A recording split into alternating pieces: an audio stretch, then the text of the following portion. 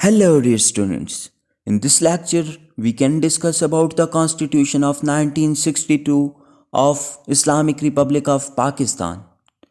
First of all, we discuss as background and then salient feature of the Constitution.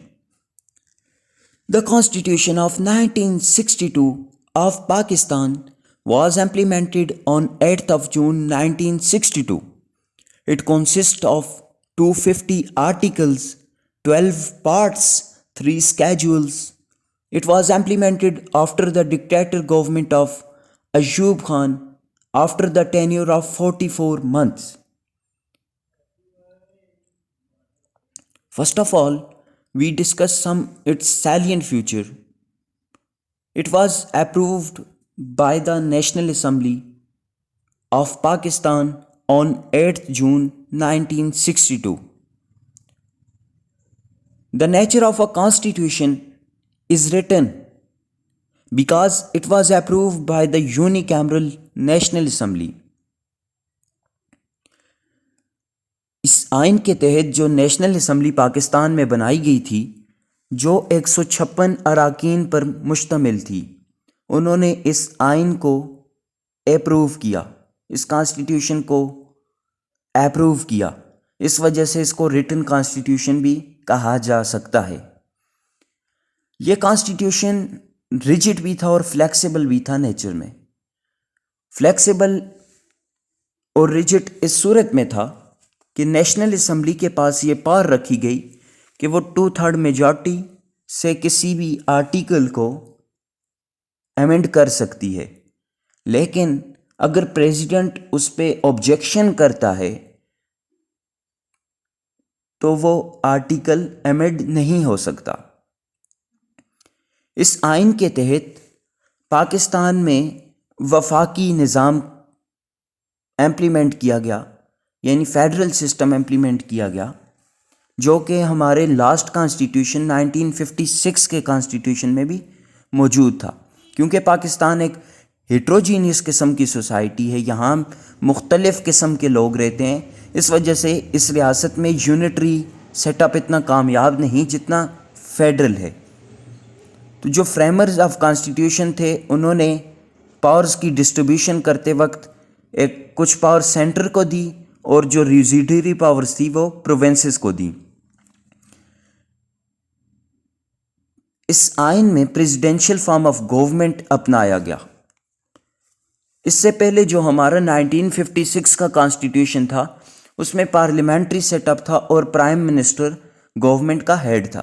لیکن اس آئین کے مطابق، چونکہ وہ آئین کے فیلئر کی وجہ اس کو سمجھتے تھے کہ وہ parliamentary form of setup تھا، تو انہوں نے فریمرز نے اس آئین کو پریزیڈینشل طرز کا رکھا. اور اس کی دوسری وجہ یہ ہے کہ ڈکٹیٹر ایوب خان گورنمنٹ میں تھے اور وہ اپنے آپ کو پریزیڈنٹ آف پاکستان یعنی الیکٹڈ پریزیڈنٹ اپروو کرانا چاہتے تھے.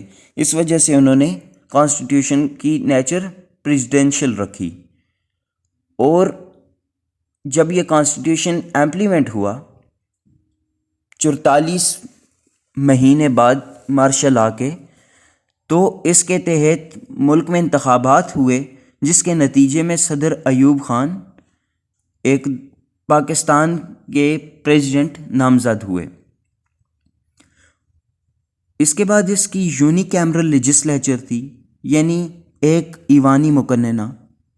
چونکہ اس سے پہلے کے کانسٹیٹیوشن میں بائی کیمرل لیجسلیچر تھی، لیکن اس میں ایک ایوانی مقننہ رکھی گئی،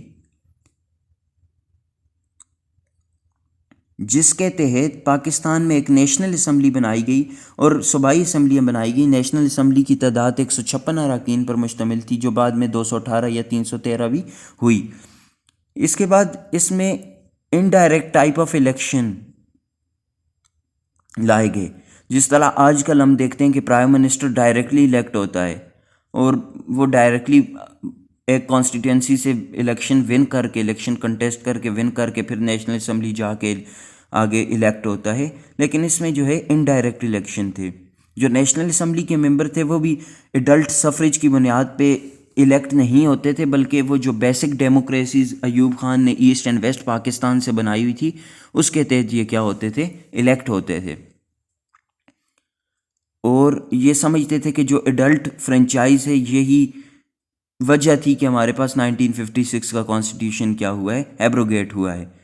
رول آف جوڈیشری، چونکہ مارشل لا کا دور تھا، اس کے بعد اچانک سے کانسٹیٹیوشن آیا تو وہ اپنے آپ کو ایک الیکٹڈ پریزیڈنٹ اپروو کرانا چاہتے تھے. اس وجہ سے انہوں نے جوڈیشری کو تھوڑی سی انڈیپینڈنس دی، اور پاکستان میں یہ ڈول ٹائپ آف جوڈیشری نہیں تھی بلکہ ایک ہی سپریم کورٹ تھی جس کے انڈر ہیرارکیل بیس پہ جوڈیشل سسٹم چلتا تھا.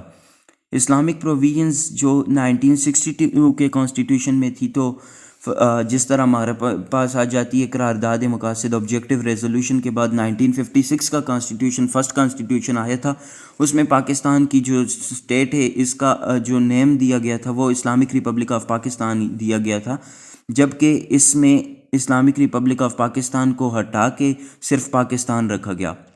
اس کے بعد فنڈامنٹل رائٹس کی بات کریں تو چونکہ مارشل لا تھا، اس میں ساری کی ساری آپ کو پتہ ہے ڈکٹیٹر فارم آف گورنمنٹ میں پولیٹیکل پارٹیز جو ہیں وہ بین ہوتی ہیں، کیونکہ وہاں پہ ڈیموکریسی تو ہوتی نہیں ہے.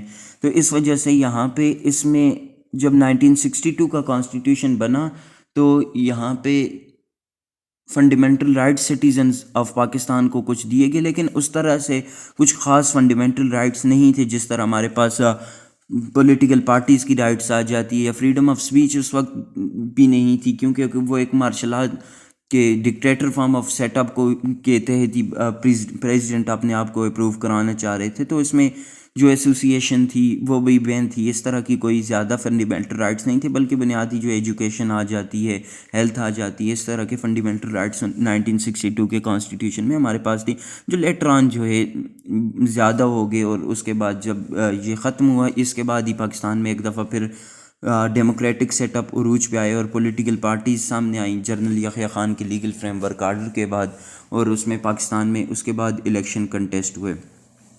تو اس کی کنکلوژن کرتے چلیں تو جو 1962 کا کانسٹیٹیوشن تھا، اس کی فیلئر کی بنیادی وجہ یہ تھی کہ چونکہ یہ ایک ڈکٹیٹر مائنڈ سیٹ نے بنایا ہوا تھا، اور جیسے ہی جنرل ایوب خان کی گورنمنٹ ختم ہوتی ہے تو 1962 کے کانسٹیٹیوشن بھی کیا ہو جاتا ہے، ایبروگیٹ ہو جاتے ہیں، ختم ہو جاتا ہے. اور اس کے ساتھ ہی ایک نیا سیٹ اپ آ جاتے. جیسے ہی جنرل یحییٰ خان آتے ہیں تو وہ کہتے ہیں کہ میں ملک میں الیکشن کرواؤں گا، اور اس طرح کی چیزیں امپلیمنٹ ہوتی ہیں.